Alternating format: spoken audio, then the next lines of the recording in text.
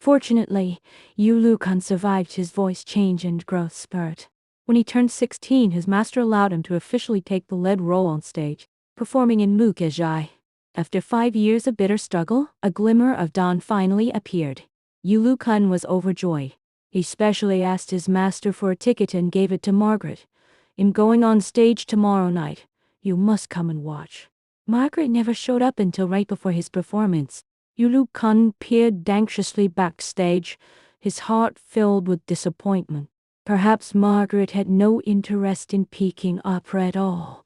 She was such a westernized girl, proud of her Portuguese heritage, dreaming of Paris, attending a Portuguese missionary school, wearing only Western dresses since childhood, and even bearing an English name. As he was lost in these thoughts, the theater curtain lifted, and a familiar corner of white dress drifted in. Yu Lu Kun stepped onto the stage in high spirits. Margaret sat quietly in the corner watching him perform. According to his master, Yu Lu Kun's debut was a great success. After the show, the theater manager clapped him on the shoulder and gave a thumbs minus up to his master. "Master Zhu, you have a worthy successor." There had originally been 10 disciples, and he was the 6th. Who could have imagined he would be the first to take the lead? His master, filled with mixed emotions, pulled some change from his pocket and handed it to him. "You made a splendid debut. Go buy yourself something nice." He bought cupcakes from a Western Minus style pastry shop, delicate pink paper cups holding soft sponge cakes, topped with torch Minus like whipped cream and sprinkled with colorful little bits that looked incredibly tempting. Once, when he and Margaret had passed the shop, they had stood staring through the window for a long time. Holding the cupcake, he hurried excitedly toward the river embankment. Before his performance, he had arranged to meet Margaret there at dusk. Margaret was already waiting for him by the embankment. She sat on a stone with her textbooks on her knees, doing her English homework. When she saw him coming, she put away her books and smiled gently. "You're here." They sat by the long embankment, eating cake in the river breeze. As Yu Lu Kun licked the hidden cream, his mind was in turmoil. Finally, he plucked up the courage to ask Margaret, "What did you think of my performance?" Margaret seemed to have been daydreaming. At his question, she snapped back to her senses and smiled apologetically. "I don't understand Peking opera, so I can't tell if it was good or not. How about this? To celebrate your debut, I'll treat you to a movie." It was the first time Yu Lu Kun had ever been to a cinema in his life. Many years later, he could still recall it was a martial arts film. The hero was dashing, the heroine graceful, with special effects that would look ridiculously shoddy decades later, but felt utterly amazing at the time. He stared dumbfounded at the screen. After leaving the cinema, he was still lost in that world of light and sound. Then Margaret said softly, "Little sixth brother, have you ever thought that Peking opera might disappear one day?" Yu Lu Kun came to his senses and looked at her blankly. "Why?" Margaret chose her words carefully, trying not to hurt his feelings. "You saw for yourself just now, the cinema was packed. Compared to Peking opera, movies are more exciting and entertaining. At the theater this afternoon, only a few tables were occupied." Her words jolted Yu Lu Kun awake from his long, sweet dream, hitting him like a blow to the head. It was true. Even though the theater manager and his master had praised his performance as a success, only a handful of people had come to watch. A familiar face is the owner of the Yudai tea house next door, the manager of the Ding Tai Feng silver shop, old Uncle Su who sold fish at the market. He felt a chill run through him. Suddenly he remembered Huang Shang from the Wuxia novel The Legend of the Condor Heroes, which he had read in newspapers as a child. To avenge his family, Huang Shang had lived in seclusion in the mountains for decades, finally mastering unparalleled martial arts, only to emerge and find his enemies had long died of old age or illness. No matter how lofty one's ambition, it cannot surpass heaven. No matter how great one's talent, it cannot outmatch the earth. The only thing that can defeat everyone is the tide of the times. He had endured 5 bitter years to finally step onto the stage. Yet the world no longer belonged to singing, reciting, acting, And acrobatics? If Peking Opera really vanished in the future, what would become of all his years of hard work? Margaret said softly, "Little sixth brother, you need to plan for your future."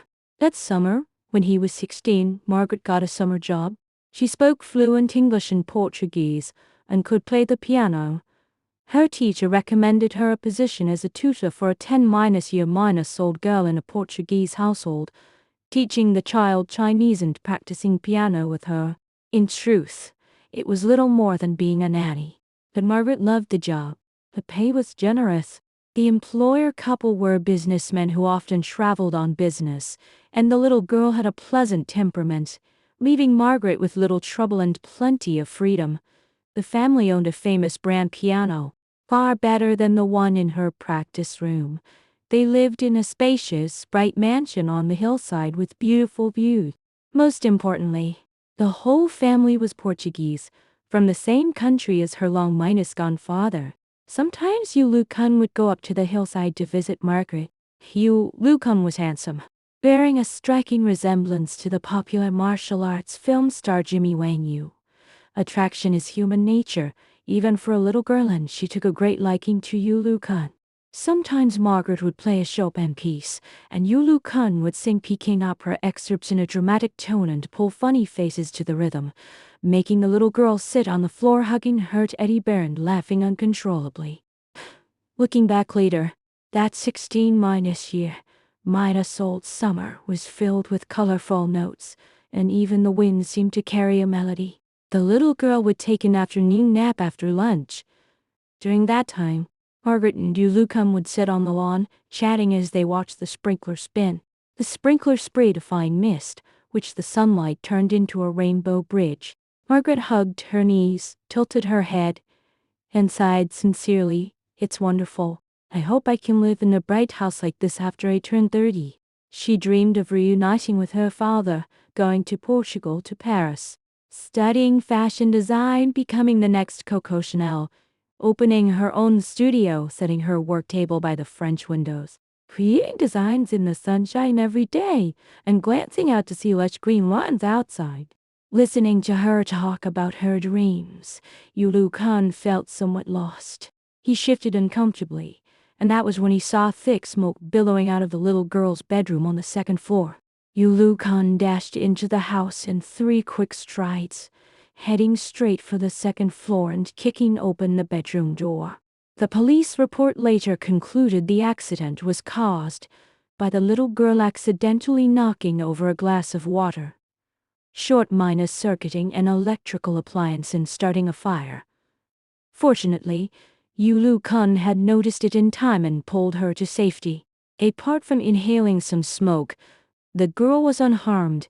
Yu Lu Kun, however, had missed a step on the stairs while rescuing her and fallen, breaking his leg. He was put in a cast and had to rest in bed for many days. Lying in bed, Yu Lu Kun felt anxious. He was afraid he had gotten Margaret into trouble.